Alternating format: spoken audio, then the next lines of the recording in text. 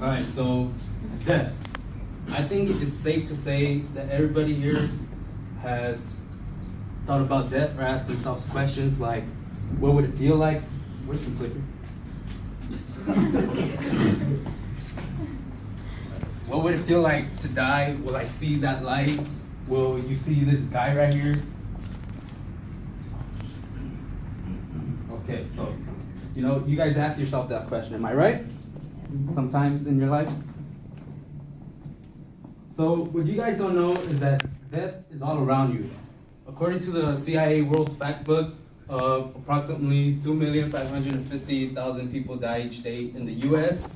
That's including everything like cancer patients, homicides, accidents. So and with all these numbers, people are still fascinated with death. So I took that picture last night. So me as a criminal justice student, I'm intrigued to know what makes people go out and kill others, right? So that's like why I want to become an investigator. And you ask yourself questions like, how did this crime happen? Why did it happen? When did it happen? So what I want to talk about is how the FBI profiles these serial killers, right? Because I'm talking about serial killers. So, Profiling Serial Killer by Nieto, that's me. So, what is a serial killer? A serial killer is someone who commits 3 or more murders in 3 or different locations, and each kill has a time period in between. So, let's say you kill a person in July, the killer will wait to kill again in August. Right? So a serial killer is categorized into 2 groups. So the groups are organized and disorganized. So the way they categorize these killers is organized killers, they tend to have a high IQ. They tend to have like a more education, a degree in college. For example, Ted Bundy, he had a degree in psychology and law, and they usually are more social. They live normal lives, so they're like they're kind of secretive about their killing. So like Dexter, you guys seen that show? Yeah, he looks like a normal guy, but he's a killer. So, and they also tend to have knowledge in forensics or psychology, so they know how to hide their crimes better. They hide the bodies. They know how to not leave evidence behind. And disorganized killers, they're more antisocial. They're more of loners. They don't have a high IQ. They're more like kind of dumb, and they act more on impulse. Where organized killers, they pre-plan their murders. They select their victims. And so yeah, they act on impulse. They just kill when they have the opportunity. Can you guys see, or am I walking too much? So what I'm talking about now is the motives of why these people kill. So like the reasons why they decided to kill. So there's 4 different categories. There's visionary, mission-oriented, hedonistic, and power and control. So like these are different things. For example, visionary is when a person decides to kill for a spiritual reason, or they think they're killing for God or Satan. So that's why I put that picture there. And also, those people tend to suffer from a mental disorder, schizophrenia. They suffer from hallucinations, so they hear things.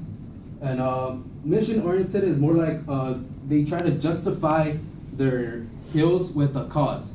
For example, the KKK or Charles Manson, who killed to try to start a race war between the whites and the blacks. And hedonistic is more like that's like the worst kind of all. They kill for fun, or they kill for jealousy, greed, revenge, stuff like that. And power and control, those are the killers that tend to have a bad childhood. They're more they tend to be abused, when they were kids. So when they grow up, they want to feel power. They want to feel in control. So that's why they kill. So now I'm gonna talk about signatures and MOs. So a signature is a unique or integral part of an offender, something that the killer leaves behind. For example, BTK, that's Dennis Rader. He stands for bind, torture, and kill. That was his signature. The second one is the Zodiac Killer. The third one is the Son of Sam. He actually he suffered from schizophrenia. I think he thought that he killed because he believed his dog was possessed by a demon and his dog was telling him to kill. That was his reason to kill. And the third one is from a movie. Have you guys seen Saw? So this is his signature. This is what he would leave behind on the body's victims. He would cut a jigsaw piece puzzle things. And MO stands for, I said it in my other thing, is called modus operandi, which stands for mode of operation. So this is how the killer actually committed the crime. You know, how did he approach his victim? How did he kill them? So, for example, I'm gonna give the example of Saul. His mode of operation was kidnap the victims and place them in some sort of event where they had to escape by themselves or die trying, right? So that was his MO, and the signatures are the things they leave behind.